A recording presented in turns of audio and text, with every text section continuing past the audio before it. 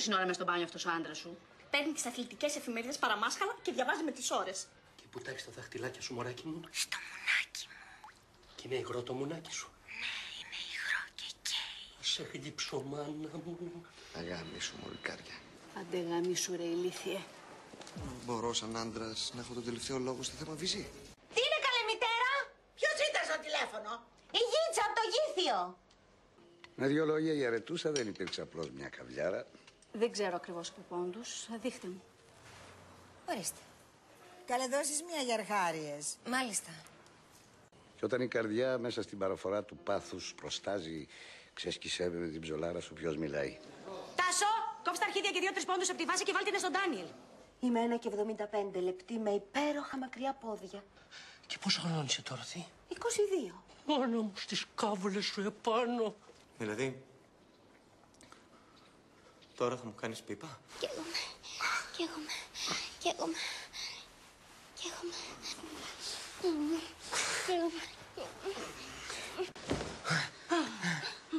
Μωράκι. Τι όμορφα που μυρίζει.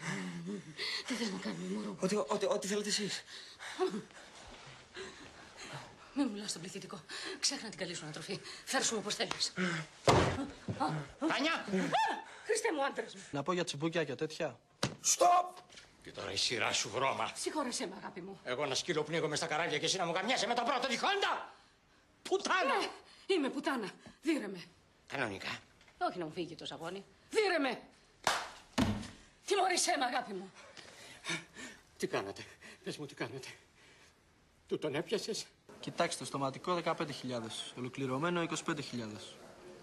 Special, ναι, κάνω. Έκανα χαστούκάκι, μπατσάκια στα κολομέρια, κάνα πινελίκι να ανάψω τα αίματα. Κάνε παρτούζα μόνη σου. Καπότα βάλατε τουλάχιστον. Τους εξηγείς, δεν καταλαβαίνω, ειλικρινά. Ήθελες, έγινε. Τώρα μου λες τι παραστάσεις με όλα αυτά. Που σε πήρα βρε μαλακισμένο από τον άλλο τον κολόγερο που σε κακό μεταχειριζότανε. Που σε έδερνε. Δίνε με και εσύ πάνω μου να ξεσπάσεις. Κάσε ρε μαλακισμένο. Και αν είναι βυσιόζη, αν αυτή θέλει να τη δέρνω και καλά αυτό πάει στο διάλογο. Αν αυτή θέλει να με δέρνει.